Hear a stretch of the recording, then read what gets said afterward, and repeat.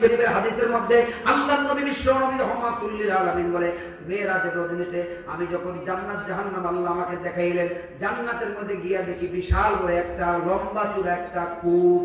এই কূপের চওড়াটা লম্বাটা এমন হবে, আল্লাহর নবী বলে আমার চোখের দৃষ্টি সীমা পর্যন্ত এটা লম্বা, দুই পাশে ইয়াকুত পাথর দিয়া সাজানো, এর পানি এমন দুধের মতো সাদা, মধুর মতো মিষ্টি, বিশ্বম্বরের চাইতে সুঘ্রাণযুক্ত।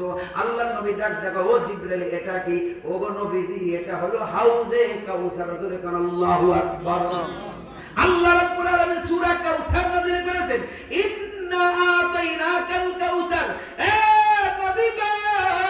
আবু জাহেল উতবা শাইবা যখন আপনাকে লেসকাটা বলেছে, ও নবী আপনাকে সান্ত্বনা দেওয়ার জন্য আমি আল্লাহ আপনাকে কাউসার দান করেছি, কাউসার। আল্লাহ নবী বলে, ও আল্লাহ রাব্বুল আলামিন ডাক দিল, ও নবী আবু জাহেলকে আপনার নাকি লেজ কাটা, আপনার নাকি পুত্র সন্তান বাঁচে না। নবীর 3টা পুত্র সন্তান হয়েছিল, ইব্রাহিম নামক এক সন্তান হয়েছিল, ঘোড়া চালাইতে পারে এই পরিমাণ, সেও মারা গেল। আল্লাহ নবী মনটা খারাপ। এমন টাইমে আবু জাহেল উতবা শাইবারা খানায় কাবা আশেপাশে হাসে আর বলে, মুহাম্মাদের বংশ বিস্তার করার লোক নাই, তার পুত্র সন্তান নাই, মুহাম্মাদের নাম কে নিব? আল্লাহ রাব্বুল আলামিন ডাক দেখায়, ও বন্ধু আপনি মন খারাপ করবেন না, এজন্য আপনাকে আমি একটা উপহার দিলাম, আপনার উম্মতের জন্য কাউসার নামক পেয়ালা দান করলাম। জোরে কোন সুবহানাল্লাহ।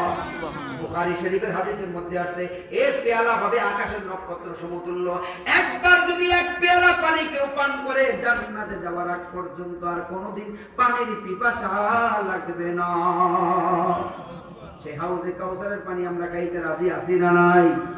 কারা কারা রাজি হয়েছে আজ উঠে করে আল্লাহকে লিল্লাহে তাকবীর, নারায়ে তাকবীর।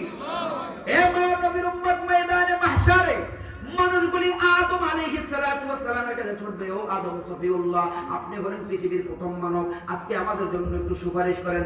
আল্লাহ রাব্বুল আলামিন আয়াতুল কুরসির মধ্যে বলেন, মানজাল্লাযী ইয়াশফাউ ইনদাহু ইল্লা বিইذনি। কে আসো আজকের এই কঠিন দিনে? আইনাল জাব্বার, আইনাল মুতাকাব্বির। আজকে এই দিনে কেউ রাজা দিরাজ নাই, আমি আল্লাহ কাহ্হার, আমি আল্লাহ জাব্বার, আমি আল্লাহর সামনে কেউ নাই, কেউ নাই, আমি আল্লাহ এক। মানুষগুলি থরথর করে কাঁপবে, সব নবী রাসূলগণ ইয়া নাফসি ইয়া নাফসি বলে কাঁপতে থাকবে। কে সুপারিশ করবে? আল্লাহ বলে, আমি যতক্ষণ অনুমতি না দিব কেউ সুপারিশ করার মতো সাহস রাখে না।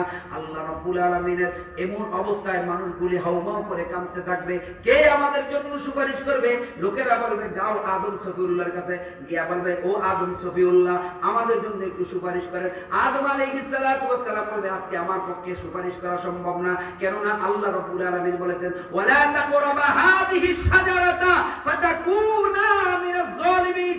এই গাছের কাছেও যায় না, আমি সেই গাছের ফল খেয়ে ফেলাইছিলাম, আমার পক্ষে আজকে সম্ভব না। তোমরা একটা কাজ করো, পৃথিবীর বুকে সর্বপ্রথম যিনি রাসূল হযরত নূহ আলাইহিস সালাতু ওয়াস সালাম, ওনার কাছে চলে যাও। নূহ আলাইহিস সালাতু ওয়াস সালাম বলবে, না না, আমি তো আমার উম্মতের জন্য বদদুয়া করেছিলাম, আমার পক্ষে সম্ভব না। তোমরা একটা কাজ করো, তোমরা চলে যাও মূসা আলাইহিস সালাতু ওয়াস সালামের কাছে। মূসা আলাইহিস সালাতু ওয়াস সালাম বলবে, না না, আমি তো এক কিপ্তিকে এক থাপ্পড় দিয়ে মাইরা ফেলাইছিলাম, আমার পক্ষে সম্ভব না। তোমরা চলে যাও ঈসা আলাইহিস সালাতু ওয়াস সালামের কাছে।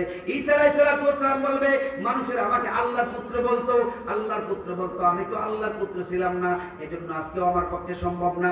আজকে এই ময়দানে মাহশারে একজন লোকই আছে তোমাদের জন্য সুপারিশ করার মতো, সে আর কেউ না, আখিরি জামানার পয়গম্বর সরওয়ারে কায়নাত নবী মুহাম্মদুর রাসূলুল্লাহ সাল্লাল্লাহু আলাইহি ওয়াসাল্লাম। আল্লাহু আকবার।